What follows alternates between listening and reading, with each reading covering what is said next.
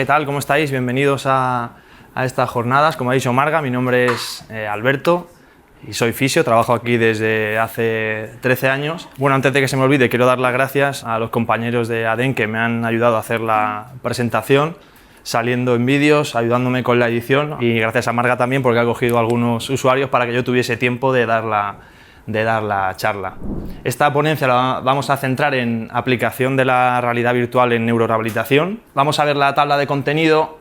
Brevemente vamos a describir una pequeña introducción, vamos a ver los tipos de tecnología que vamos a encontrar. La parte casi más importante es la evidencia que tenemos en neurorehabilitación con este tipo de terapia. Vamos a ver también por qué funciona, es decir, por qué esa tecnología produce esos efectos. Posibles limitaciones que, como en cualquier terapia, pues vamos a encontrar. Unas conclusiones finales para que se nos queden las ideas muy claras. Y los ejemplos, aunque he puesto un punto 7, realmente van a ir distribuidos por toda la presentación, van a ir saltando de manera aleatoria una vez que expliquemos los conceptos. Nuevas tecnologías han emergido como herramientas revolucionarias terapéuticas en el tratamiento de enfermedades como esclerosis múltiple, Parkinson, diferentes enfermedades neurodegenerativas, ACV, y están ofreciendo enfoques innovadores que complementan y potencian las terapias. Tenemos que quedarnos con que este tipo de herramientas van a potenciar, en este caso, la rehabilitación. Si no sabemos nada todavía de este mundo, vamos a clasificar en realidad aumentada, realidad mixta, y la realidad virtual la vamos a dividir en dos. Vamos a ver realidad virtual inmersiva y realidad virtual no inmersiva. Pero como veis, este término no estaba en la clasificación anterior. Denominamos realidad extendida a todo el campo de la realidad que se utiliza este tipo de tecnologías. Entonces va a englobar realidad aumentada, realidad mixta y realidad virtual, la parte no inmersiva y la inmersiva. Vemos también que va desde menos capacidad de inmersión a máxima capacidad de inmersión, ¿de acuerdo? O sea, que nos quede claro el concepto de realidad extendida cuando hablamos de realidad extendida y diferenciarlo bien de realidad virtual, que ahora veremos la diferenciación, ¿vale? Hay que recordar que es el término paraguas que engloba todo. Bien, antes de hablar de realidad extendida o de realidad virtual en este caso, tenemos que hablar de realidad real, que es aquello que objetivamente está ahí, que no importa la percepción, aunque no lo veamos, va a estar ahí siempre, eso es realidad real. Esa foto obviamente soy yo, pero el marco donde estoy es todo creado con inteligencia artificial. Esa casa yo no la conozco, yo no estaba ahí nunca, no sé si existe de hecho, yo ese traje no lo tengo, esa corbata tampoco y esa camisa tampoco. Con esto quiero decir que hay que tener mucho cuidado con la inteligencia artificial, sobre todo manejando ahora mismo imágenes y vídeos, y sobre todo relacionado con el tema que a mí me compete, que es fisioterapia. Todas las informaciones que vemos sobre salud, pues deberíamos contrastarlas porque son muy fácilmente modificables.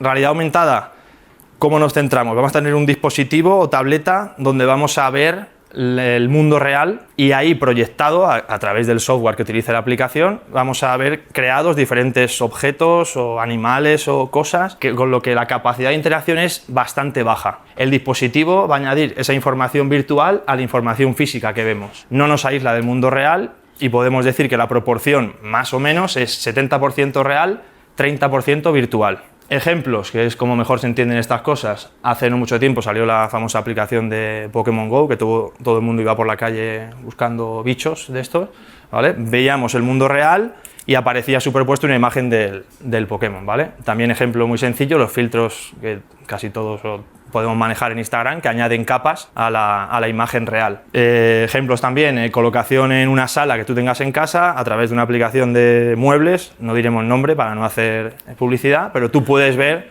está puesto sí, pero podemos ver cómo quedaría ese mueble que tú vas a comprar en tu propia sala. Y aplicado a neurorehabilitación, por ejemplo, he visto aplicaciones donde vemos en el suelo proyectadas huellas, donde tú tienes que avanzar para ir aumentando, por ejemplo, la longitud de la zancada o mejorar los tiempos de reacción. He puesto un vídeo explicativo. Esto es realidad aumentada. La sala es real, la representación muscular o esquelética que aparece no sería real. Podría haber un montón de gente utilizando la misma aplicación y no es necesario tener el esqueleto en ese caso. La capacidad de interacción es mínima, simplemente podríamos pulsar la pantalla pues, para que nos dijese qué músculo es o qué hueso es en este caso. Como podéis ver ahí, simplemente haciendo clic. Pero la interacción hay que quedarse con que es muy pobre. La realidad aumentada está muy bien, es una tecnología, pero más básica de las que vamos a ver. Vamos ahora con la evolución de la realidad aumentada, que es la realidad mixta. Vamos a ver la parte física, real, pero el software ya mucho más avanzado y con mayor potencia va a crear elementos con los que somos capaces de interactuar de una manera brutal. No creamos un mundo 3D inmersivo y la proporción es de 50% real, 50% virtual. Como vemos en los ejemplos, este método funciona con hologramas en la gran mayoría de aplicaciones. Tenemos nuestras gafas puestas, crea un holograma con el que tienes una capacidad brutal de interactuar. En el primer caso sería un ave que seguramente respondería a movimientos del brazo, se posaría, lo podríamos lanzar. Y en la imagen de vuestra derecha, prácticamente el futuro. Vamos a poder incluso caminar con un perro de manera virtual y seguramente podremos lanzarle una pelota virtual, que el perro la traiga. En fin, es una tecnología muy potente, con la que se pueden desarrollar grandes avances en rehabilitación. Ejemplo de vídeo para que sepamos la aplicación: colocación de gafas, no nos van a cubrir del todo y van a superponer imágenes a nuestra realidad. Como veis en este caso es simplemente una utilización en mecánica, la cantidad de información que nos aporta esta tecnología es abrumadora en tiempo real. También vemos aplicaciones en medicina, en este caso en cirugía, para simplemente practicar. Los compañeros sí serían reales, pero todos tenían el mismo dispositivo, estarían viendo la misma información. Y por último también he querido poner un pequeño fragmento de decoración. En una sala la capacidad que tenemos para poder mover objetos o ver cómo quedan sería espectacular. Está en fase todavía de desarrollo y tiene tiempo hasta que eso mejore, pero simplemente como concepto que lo sepáis. Hemos visto realidad aumentada y realidad mixta. Vamos a entrar ahora en realidad virtual, y de realidad virtual vamos a dividir en inmersiva y no inmersiva. La parte inmersiva, aunque luego tenéis una charla específica de ello, sabemos que se utilizan cascos y que vamos a tener una presencia total en el mundo virtual. Nos va a englobar, vamos a recrear escenas 3D interactivas y la capacidad que tenemos de inmersión es de 100%. Casi todos recordaréis alguna imagen que habéis visto donde la persona que se desplaza con el casco puesto choca con una pared porque no ha puesto bien los parámetros en la gafa. Que sepamos que hay que configurarlas bien y hay que tener especial cuidado. En su utilización se pueden utilizar mandos o no. El casco en este caso es obligatorio porque necesitamos que nos cubra por completo. Y aplicado en neurorehabilitación se pueden utilizar simulando actividades de la vida diaria, se pueden utilizar haciendo tablas de ejercicios y también se pueden utilizar con simulaciones, por ejemplo, de adaptaciones de sillas de ruedas. La colocación es muy sencilla. Vemos en este caso que estamos en una habitación y al ponernos la gafa aparecemos totalmente en otro mundo, ¿vale? Recordad que la utilización puede ser con mandos o sin mandos, ¿vale? La capacidad inmersiva es total, es decir, no veo nada del exterior. Los simuladores son muy utilizados, no he encontrado ninguno aplicado en rehabilitación y nos puede transportar prácticamente a cualquier sitio. Con el siguiente vídeo quiero destacar también que desde fuera no podemos saber realmente si la persona está utilizando realidad virtual inmersiva o realidad mixta, ¿de acuerdo? Porque las imágenes que ven solo las ve el usuario, el que tiene puesto el casco o la gafa. Lo siguiente era un mini examen donde no venían ya rodeadas las imágenes, pero bueno, como están las tres no hay pistas. Os pregunto, ¿cuál pensáis que es realidad aumentada, por ejemplo? ¿Vale? Bien, por ahí veo alguna respuesta correcta, así que me vale. El centro, además hemos utilizado el ejemplo que os he contado yo. Vemos en el dispositivo unas huellas que hay que seguir, la imagen de las huellas no las veríamos, o sea, solo lo vería la persona que tiene la tablet, ¿de acuerdo? Así que ese dispositivo donde hay poca interacción es realidad aumentada. ¿Vale? El siguiente que os pregunto, donde ya elevamos el nivel de interacción, sería realidad mixta. Vale, eso es. Mano derecha, entonces imagen de la derecha. Vemos que la persona tiene gafas o cascos y que interactúa con una pelota o una esfera ahí arriba, ¿de acuerdo? Y por último, ya fácil, pues tenemos la realidad virtual inmersiva, que en este caso la persona estaría en un entorno, en un arrecife de coral o algo similar, ¿vale? Y no tendría ningún componente exterior. Hasta aquí la introducción de estos tres tipos. Y en ADEM, ¿qué utilizamos? Pues ninguna de estas tres. Utilizamos realidad virtual no inmersiva. ¿Qué diferencia realidad virtual inmersiva de no inmersiva? Vamos a ver al usuario reflejado en un monitor o en una pantalla que va a ser grabado con un sensor de movimiento que va totalmente a monitorizar nuestro contorno, ¿de acuerdo? La interacción ocurre en la pantalla, ¿vale? Por eso vamos a tener una interacción 100% virtual, 0% real. La ventaja que tiene respecto a la parte inmersiva es que vamos a tener percepción de nuestro entorno, ¿vale? Y eso veremos que tiene alguna ventaja respecto a la otra. El avatar que es representado en la pantalla puede ser cualquier cosa, lo que el software quiera, un muñeco de madera, un cohete o realmente lo que disponga el ejercicio. Os he puesto un par de fotos para que os hagáis una idea, vemos en el primer caso la imagen un poco más de vuestra izquierda que el usuario está representado por un robot y está haciendo un ejercicio de alcance, y en la derecha estamos interactuando con un escalón que hemos colocado previamente para hacer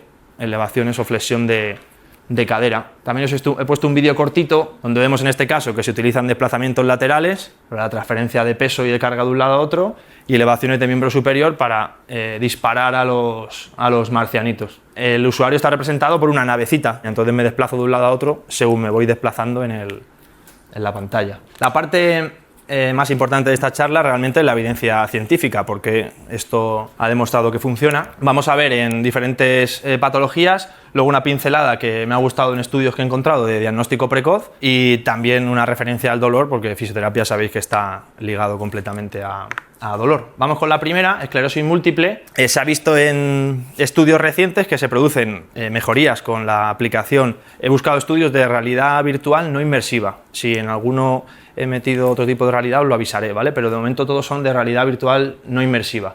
Hemos visto que se han producido mejoras en equilibrio y en riesgo de caídas, que se han producido mejoras y reducciones de número de caídas, riesgo de caídas y también reducción del miedo a caer. Por lo tanto, nos va a permitir realizar más actividades al perder ese miedo.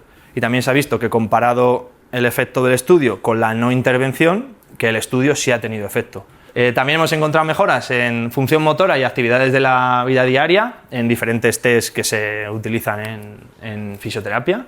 Relacionado con esclerosis múltiple, todos sabemos el síntoma principal o de los principales, que es la fatiga, y también hemos visto que hay reducciones de fatiga en las diferentes escalas, y también, muy importante, tenemos una mejora subjetiva de la sensación de fatiga al hacer el ejercicio, sobre todo al meter la parte lúdica. Como estamos entretenidos con el ejercicio, no notamos o percibimos esa fatiga de diferente manera. También se destaca en la bibliografía mejora de la función cognitiva, tanto de la calidad de vida mental, sobre todo porque son tareas con bastante demanda y están enfocadas a doble tarea. Hay que estar pendiente del ejercicio, de la pantalla, y son muchos estímulos a nivel cognitivo.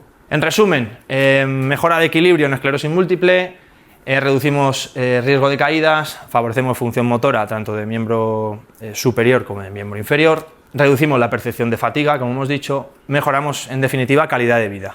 Lo ideal, la combinación de las dos cosas, tanto la parte de fisioterapia y fisioterapia que incluya rehabilitación con realidad virtual no inmersiva, ¿vale? Como podemos ver en las imágenes, ¿de acuerdo?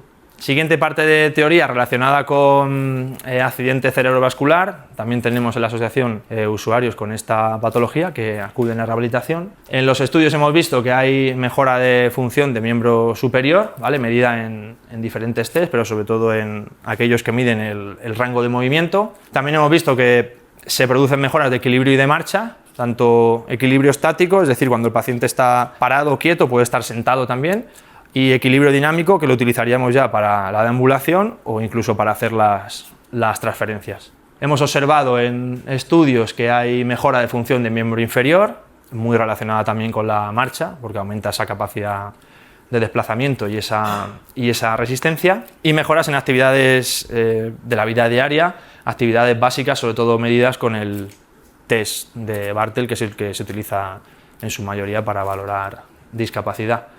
Y hemos visto que la rehabilitación con realidad virtual no inmersiva es superior a terapia convencional, incluso en algunos estudios.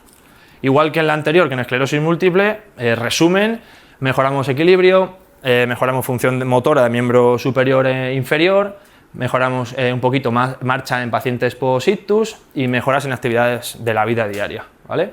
Y también destacar que la opción ideal es la combinación de las dos, fisioterapia y fisioterapia con rehabilitación de realidad virtual no inmersiva en este caso. Última parte de teoría, vamos a hablar de Parkinson, donde también tenemos usuarios que acuden con esta patología. Vamos a ver que en esta patología en concreto la evidencia es de lo más robusto que hemos podido encontrar. Los estudios son de mejor calidad y con la bibliografía más potente. Vamos a encontrar, igual que en ictus, mejoras en equilibrio estático y dinámico medidos en diferentes tests y reducción del número de caídas en pacientes que padezcan Parkinson. También hemos encontrado mejora en la coordinación bimanual y reducción de la bradicinesia, que es un síntoma cardinal de Parkinson, que es el lentecimiento de movimientos que produce esa patología. Y por último también, muy relacionado con Parkinson, mejora en la capacidad de marcha, en velocidad de marcha y en resistencia, sobre todo, medida en el UPDR3, que es el test que más se utiliza en valoración de Parkinson. En definitiva, igual que en las otras 3 patologías, no sustituimos, complementamos y se producen mejoras de forma consistente: equilibrio, reducción de riesgo de caídas, beneficios de marcha y mejora de funciones motoras. Esta era la parte más de teoría. Ahora ya van a ir apareciendo bastantes vídeos, si funcionan, donde podemos ver la aplicación de realidad virtual no inmersiva. En este caso veríamos un paciente que está sentado. El ejercicio se podría hacer en silla de ruedas, si el paciente está en silla. Es un ejercicio sencillo de alcances. Extiendo el brazo, cojo objeto, abro mano, lo coloco, ¿vale? Y quiero que veáis también que al conseguir el ejercicio, el programa te da un feedback que luego veremos que es importante, tanto para la gamificación como para la adherencia. Como os decía, he encontrado estudios, aquí sí que he visto estudios con realidad virtual inmersiva y estudios con realidad virtual no inmersiva, que son relevantes para el diagnóstico precoz en algunas enfermedades.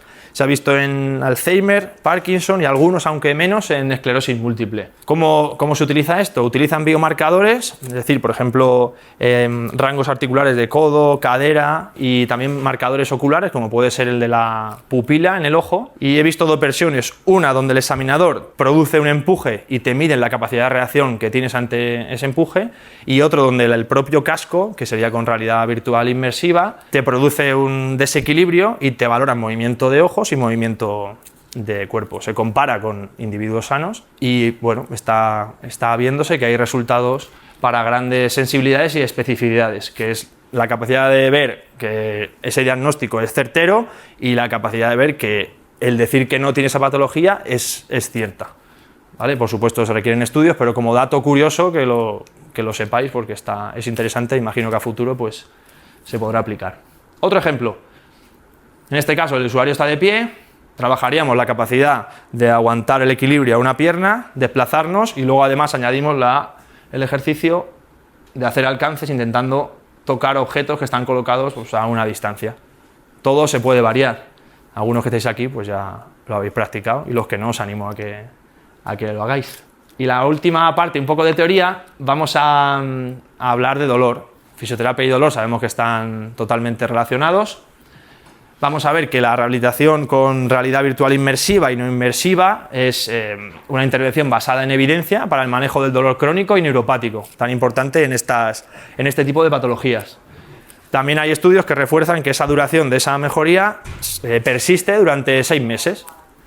Y la mejor intervención, como en las anteriores diapositivas, es la combinación de ambas, de fisioterapia y la utilización de estas terapias inmersivas y no inmersivas, ¿vale? De realidad virtual. 3, 4, 5, 6 detalles importantes de por qué se mejora. Imaginamos un tubo que transmite información desde nuestra periferia hasta nuestro sistema nervioso central, ¿de acuerdo? Vamos a competir con esa entrada de información con elementos masivos, ¿vale? Y además vamos a meter el parámetro de la atención, donde vamos a tener una tarea cognitivamente muy demandante. Por lo tanto, va a haber reducciones de dolor pone la evidencia, en torno a un 30 o 50% de la percepción de dolor. Esta disminución hace que nosotros creemos una nueva representación mental de un esquema de no dolor en nuestro mapa, y ese refuerzo además vamos a tener una mejora de la sensación dolorosa previa al movimiento, que denominamos amenaza motora. Es decir, eso se va a evitar o vamos a disminuirlo. Que yo, porque tenga dolor, pienso que si me muevo ese dolor se va a acentuar. Eso lo reducimos con esta aplicación. Además, vamos a tener una parte objetivable y un refuerzo positivo con valoraciones objetivas, aunque después lo vamos a desarrollar. Pero si yo la semana anterior muevo el brazo a 90 grados y tengo dolor, medido por el software de la tecnología, y dentro de 2 semanas muevo a 120 y no tengo dolor, es una medida objetiva que me sirve para integrar que la percepción de dolor en mí está cambiando, no es algo subjetivo, ¿de acuerdo? Ejercicio en este caso de paciente en sedestación podría ser aplicable a dolor, por ejemplo un dolor cervical. El paciente tiene miedo al movimiento, le coloco en terapia con realidad virtual no inmersiva y hace movimiento, o el paciente solo tiene movilidad cervical y estamos trabajando la movilidad cervical, tanto para desplazar, por ejemplo, la silla de ruedas eléctrica o la utilización de la musculatura cervical. ¿Por qué funciona? Vamos a ver dos ejemplo, y ya queda poco. Evaluación objetiva, al hilo de lo que decíamos hace 2 diapositivas, vamos a tener una medición objetiva de los parámetros que entrenamos con el paciente. Vamos a eliminar la subjetividad, es decir, el patrón que hay interexaminador entre sí, parece que ha mejorado, no, parece que ha mejorado. Con esto vamos a tener una medición objetiva de rango de movimiento, velocidad, número de errores, ¿de acuerdo? Y nos permite valorar el progreso longitudinal, es decir, el paciente le valoro hoy y dentro de 6 meses comparo a ver su evolución con la utilización de este tipo de terapias. Sabemos que la adherencia es un problema habitual en neurorehabilitación. Hay algunos usuarios que tienen cierta pereza a venir a rehabilitación. Con este tipo de tecnologías intentamos potenciar que eso no ocurra. El entorno gamificado no es más que un sistema de niveles donde el paciente va mejorando. Si estoy haciendo un ejercicio en nivel 2, por poner un ejemplo, y veo que pasan 3-4 semanas y estoy en el 4, pues sé que eso me engancha, tiene un punto de recompensa que engancha, ¿de acuerdo? Vamos a pasar de la parte lúdica, donde transformamos como el deber hacer y la obligación de ir, a un poquito la parte más de jugar, ¿vale? Pasar a esa parte más lúdica. Otro ejemplo, este ejercicio es un poco demandante, pero para pacientes que conservan la capacidad de desplazamiento está muy guay. Vemos que el paciente se tiene que desplazar, incluso tiene que hacer cambios de postura y alcances en el mismo sitio para llegar a los puntos. Muy guay. La sensación que tiene el paciente, obviamente está haciendo ejercicio, pero la percepción que tiene es mucho menor. Cuando acaba la sesión, aunque sea media sesión, dice, ostras, esto cansa, ¿vale? O sea, esto me viene bien, sé que esto me viene bien hacerlo, ¿vale? Vamos con los siguientes puntos de por qué funciona. Personalización y adaptabilidad, importantísimo. La terapia es individual. Yo valoro al paciente, sus características y le propongo un ejercicio con realidad virtual no inmersiva. Eso lo denominamos personalización estática. Pero si veo que me he equivocado y el paciente puede más o puede un poquito menos, lo puedo modificar. Eso denominamos personalización dinámica. Importantísimo porque se puede ajustar dificultad, velocidad, duración, o sea, se pueden ajustar prácticamente todos los parámetros. Y lo ideal es que el paciente se mueva, siempre en neurorehabilitación, en el Just Right Challenge, que es el borde de las capacidades que puede conseguir, aunque tenga cierto número de errores, pero que le proporcionen un estímulo para poder seguir haciendo la terapia y no sea frustrante. Si le pongo un ejercicio que no puede conseguir, obviamente no es terapéutico, ¿de acuerdo? Retroalimentación. También se ha demostrado que los ejercicios que tienen retroalimentación, en este caso de realidad virtual no inmersiva, sería retroalimentación visual y auditiva, porque aquí no se oye, pero cuando consigues un objetivo sí que suena a veces un poco molesto. Y se consiguen mejoras mayores comparados con entrenamientos convencionales sin retroalimentación. Así que es importante porque mejora el aprendizaje motor, la capacidad que tenemos de volver a aprender un movimiento ante una lesión, ¿vale? Otro ejemplo que os he puesto, en este caso el paciente estaría sentado, equilibraría su tronco porque lo que tiene que hacer es flexión de cadera, en este caso con la pierna derecha creo que dispara y con la izquierda se cubre. Igual, ejercicio complicado, ¿vale? De hecho vemos que cuando lo consigue, pues ¿vale? La alegría que te da de poder conseguirlo, ¿vale? Y neuroplasticidad, vamos a ver que tenemos una neuroplasticidad aumentada. Definición básica para que todo el mundo esté centrado en lo que es la capacidad que tenemos de nuestro sistema nervioso, del cerebro, ¿vale? Para organizar y adaptar conexiones neuronales con el tiempo y restaurar funciones motoras y sensoriales perdidas tras daño neurológico o lesión neurológica. Hay más, pero simplemente quiero destacar estas tres, ¿vale? Que una es la sinaptogénesis, donde creamos nuevas redes en áreas cercanas a la lesión.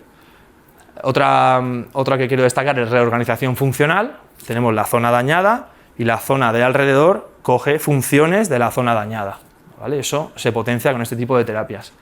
Y por último, que hasta hace poco, bueno, relativamente poco no se conocía, pero se sabe que se siguen creando neuronas en nuestro sistema nervioso. Por lo tanto, eso siempre hay que intentar trabajar todo este tipo de ejercicios para mejorar funciones motoras y sensitivas. Este tipo de terapia tenemos mucha seguridad, el fisioterapeuta está constantemente con nosotros a cierta distancia o incluso puede estar asistiendo cierto tipo de ejercicios. Siempre hay un riesgo de caída porque obviamente pues, es imposible reducirlo a cero. Y una ventaja que tenemos respecto a la inmersiva es que disminuimos la cibercinetosis, que es esa sensación de mareo. Si alguna vez habéis puesto un casco y os habéis desplazado dentro de la realidad virtual inmersiva, si estáis durante un tiempo produce un mareo parecido como cuando vas en el coche y tienes esa sensación extraña, ¿vale? Se disminuye porque al tener la percepción del entorno no ocurre tanto. Otro ejemplo de ejercicio asistido. Vemos que el usuario hace desplazamiento lateral y el fisioterapeuta en este caso asiste por detrás, tanto para facilitar movimiento como para mejorar caídas. Por supuesto evitarlas, no mejorarlas, claro. Vale, limitaciones, sí, también tiene limitaciones. Como toda terapia, pues tiene sus limitaciones. Vamos a encontrar que puede haber cierta fatiga visual, como cualquier trabajo con pantallas. El riesgo de caídas no lo podemos evitar, como hemos dicho. Puede aparecer cansancio y las consecuentes desviaciones posturales por fatiga, ¿vale? La cinetosis hemos visto que se disminuye, pero tampoco se evita, también puedes marearte. Y muy relacionado con la esclerosis múltiple, lo ideal sabemos que es intentar poner sesiones en horas de mayor energía, ambiente no muy caluroso, buena hidratación, descansos entre sesiones o incluso durante la sesión descansos para poder facilitar la continuación del ejercicio. Este es prácticamente igual que el que hemos visto de movilidad cervical, pero en este caso el paciente utiliza solo el tronco, puede estar en silla de ruedas perfectamente, le quitaríamos los reposabrazos o hacemos una transferencia a una silla y el paciente tiene que inclinar su tronco para intentar pasar el muñeco de madera por las postas de esquí. Podemos pedirle más dificultad si abre brazos, incluso ponerle elementos externos como pesas para que todavía sea más desafiante el ejercicio. Y ya vamos con las conclusiones finales. Vamos a ver que la rehabilitación con realidad virtual no inmersiva es una herramienta segura, accesible y sobre todo que quede constancia que es basada en evidencia, que ya hay estudios científicos que la respaldan, tanto en esclerosis múltiple, Parkinson y ACV. Seguramente haya más, pero no he tenido tiempo de buscar más bibliografía, pero que sepamos que está basada en evidencia. Lo ideal es que si queremos más dosis de rehabilitación, más adherencia y mejores resultados, pues tiene que ser herramienta de nuestro equipo de neurorehabilitación, aplicada en este aspecto a fisioterapia. Muy importante también y que quede muy claro que no sustituye a la terapia convencional, que es un complemento, ¿de acuerdo? Dentro de la terapia podemos hacer la sesión entera si queremos con realidad virtual no inmersiva, pero que sepamos que lo ideal es intercalar los dos tipos de terapias. Lo ideal es empezar poco a poco, medir los tiempos y por supuesto con ayuda profesional y del profesional que sea vuestra referencia, que se puede implementar en cualquier estado físico del usuario con pequeñita movilidad. Ya hemos visto que se puede hacer incluso ejercicio con la zona cervical simplemente. Destacar que en ADEM se han realizado 560 sesiones en 2024 y con muy buenos resultados y muy buena aceptación por parte de los usuarios. Así que os animo, si no hacéis rehabilitación y queréis probar esta terapia, es una muy buena terapia basada en evidencia para el manejo de los síntomas de la esclerosis, Parkinson y ACV. Muchas gracias, Albert. Gracias a ti.